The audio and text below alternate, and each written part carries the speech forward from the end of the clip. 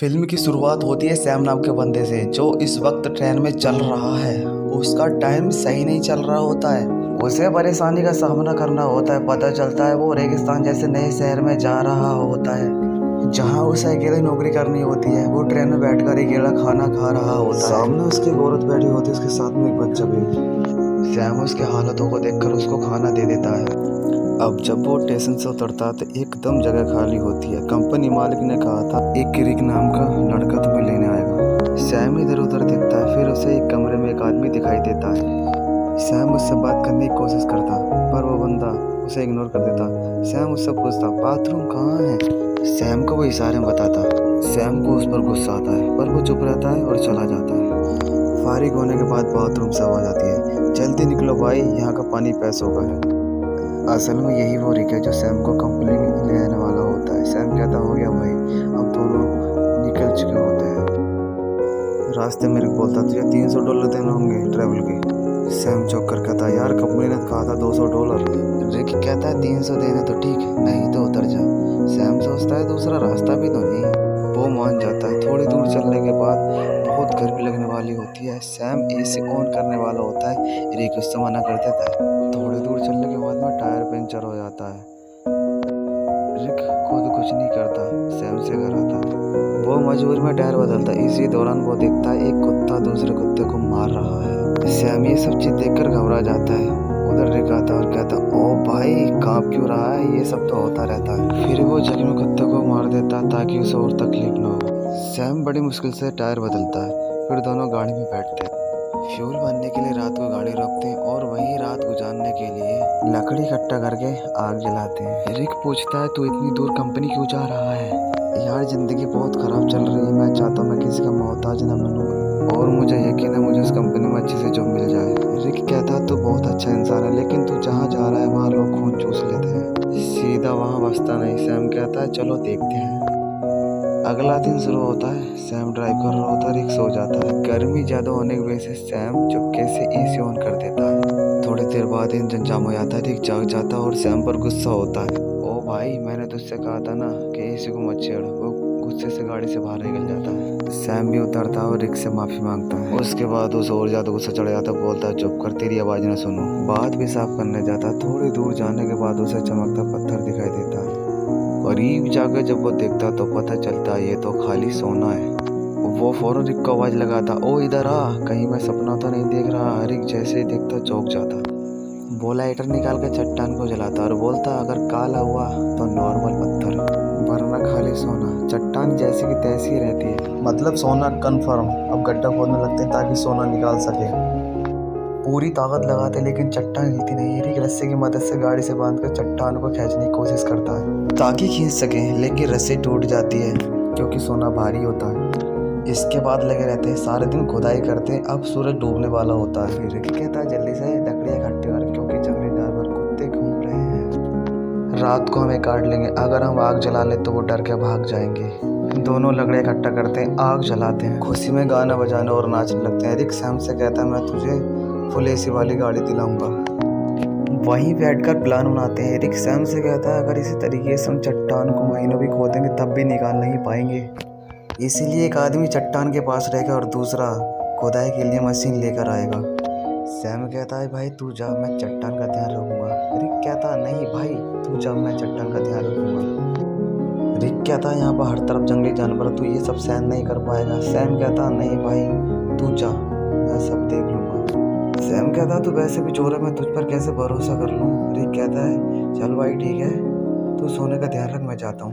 अगले दिन को वो राशन बांटते हैं। रिक सैम को सैटेलाइट फोन देता है ताकि दोनों कांटेक्ट में रहें। रिक कहता मेरे एक दोस्त के पास खुदाई मशीन है, वही लाऊंगा, बस तू अगर गाड़ी खराब ना हो, मुझे वापसी आने में 5 दिन लग सकते हैं। और वो चला जाता है। सैम सोने के ऊपर मट्टी डाल देता है ताकि कोई इधर से आए तो वो सोने को देख न सके। और वो छोटा सा टेंट बना देता है चट्टान के पास और उसके अंदर वो अपना सारा सामान रख देता है। सूरज डूबने से पहले वो लकड़ी इकट्ठा करता है ताकि रात को वो आग जला सके। आग जलाकर बैठ जाता है। खाने में से थोड़ा खाना खाकर बाकी खाना रख देता। अचानक से उसे कुत्तों की आवाज आती है और उसे एहसास होता है कि वो अकेले की वजह से आसान शिकार है। वो डर जाता है और चाकू हाथ में लेकर सो जाता है। अगली सुबह तेज धूप से उसकी आँख खुल जाती है। बहुत गर्मी और थकान होती है। नींद पूरी नहीं हुई होती है और सूरज की तपीयत उसकी स्किन को जला रही होती है, तभी सैटेलाइट रिंग आती है। सैम दौड़कर फ़ोन के पास जाता है लेकिन तब तक कॉल कट हो चुकी होती है। वो टेंट में बैठकर सोना को देखकर सोचता है, सबसे पहले मैं सोना को बेचकर घर खरीदूंगा। फिर वो थोड़ी दूर पास के इलाके में घूमता है, उसे एक क्रैश प्लेन दिखाई देता है। वो फ़ौरन क्रैश प्लेन के पास जाता है और वहीं रहने का फैसला करता है। लेकिन वहाँ से उसको टेंट नहीं दिखाई देता है, इसीलिए वो वहाँ से क्रैश प्लेन के कुछ टुकड़े उठाकर चट्टान के पास में टेंट बना लेता है। सैम कुछ देर के लिए आराम करता है ताकि थकान कम हो और पानी की बचत हो। अचानक उसे कुछ ऐसी आवाज़ आती है जैसे सोने की चट्टान की कोई चोरी कर रहा हो। वो बाहर निकलता है लेकिन उसे कुछ ऐसा दिखाई नहीं देता। चट्टान वैसी की वैसी होती है और सैम चट्टान के पास बैठ जाता है। अचानक वो सोचता है क्यों ना सोने का टुकड़ा ले लिया जाए। सैम पत्थर उठा के सोने को तोड़ने लगता है। सैम पत्थर से सोना तोड़ने में कामयाब हो जाता है। सैम टुकड़े को उठाकर उसको साफ करके अपने पास रखता है और रिकी की कॉल आती है। सैम कहता है, ओ भाई, सूरज ने मेरा हाल बुरा कर दिया। रिक कहता है, भाई गाड़ी में दिक्कत आ गई, थोड़ा आने में टाइम लगेगा। सैम कहता है, जल्दी कर, प्यास से मर जाऊंगा। रिक कहता है, भाई आने में थोड़े दिन और लगेंगे।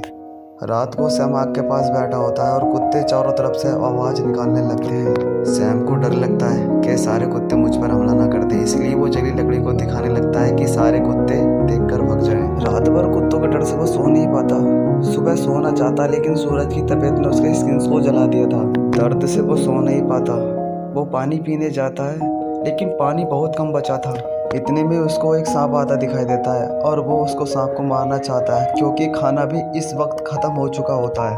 सांप को मारते वक्त पानी की बोतल गिर जाती है, उसमें से थोड़ा सा पानी बच होता है। फिर वो क्रैश प्लेन के एरिया में जाता है। सैम उम्मीद करता है शायद उसके अंदर कुछ खाने को मिल जाए। सैम को दूर एक आदमी आता दिखाई देता है, उसको देख प्लेन के अंदर छिप जाता है लेकिन वो सैम के पास आ जाता है। सैम को देखकर वो सैम को बाहर आने के लिए कहता है लेकिन पता चलता है तो वो तो एक लेडीज है।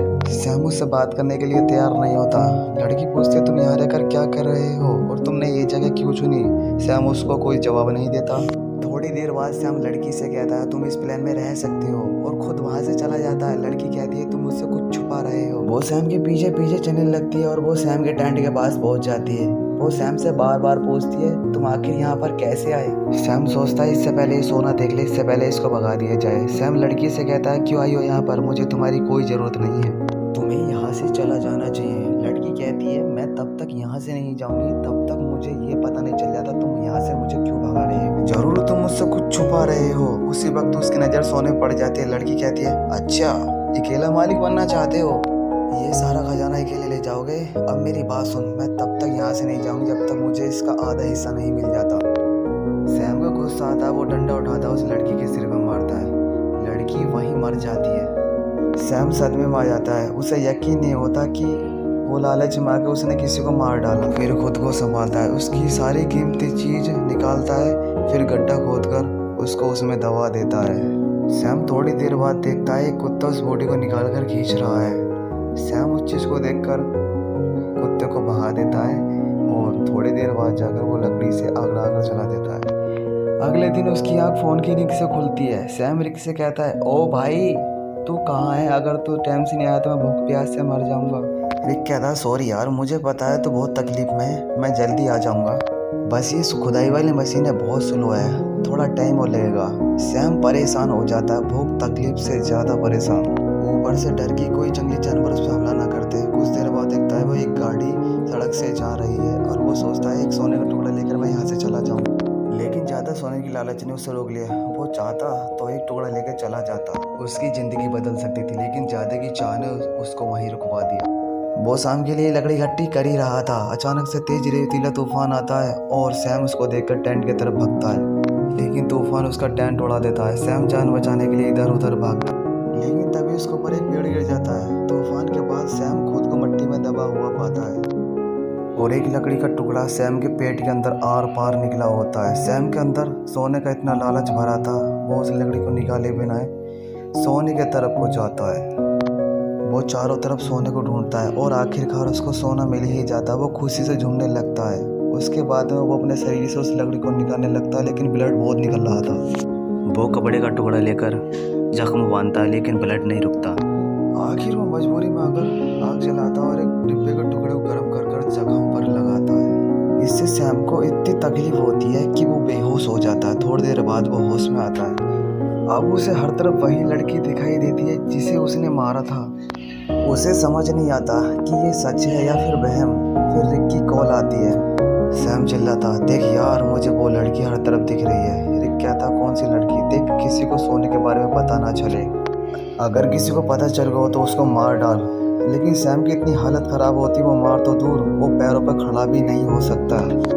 वो ज़मीन पर रेंग रहा होता है, फ़ोन पर जवाब देने की हिम्मत नहीं होती। अचानक उसको वही लड़की दिखाई देती है, लेकिन इस बार उसके चेहरे पर कोई जख्म नहीं होते। वो सैम को पानी पिलाती है और मदद करने के लिए कहती है, लेकिन सैम सोने की लालच में इतना अंधा हो चुका था, वो मदद के लिए भी मना कर देता है। सैम डरते हुए कहता है, मैंने तुम्हें मारा था, मुझसे दूर रहो। और वो कहती है, बस इतना बता दो कि मेरी बहन यहाँ से गुजरी है। तब सैम को यकीन हो जाता है कि ये वहम नहीं है, बल्कि यह उसी लड़की की बहन है जिसको उसने मारा था। सैम कहता, नहीं मैंने कुछ नहीं देखा, बस तुम यहाँ से चले जाओ। जिसके बाद वो वहाँ से चले जाते हैं। कुछ देर बाद जंगली कुत्ते वहाँ पर आ जाते हैं और उसे चारों तरफ से घेर लेते हैं। वो तुरंत रिक को कॉल करता है।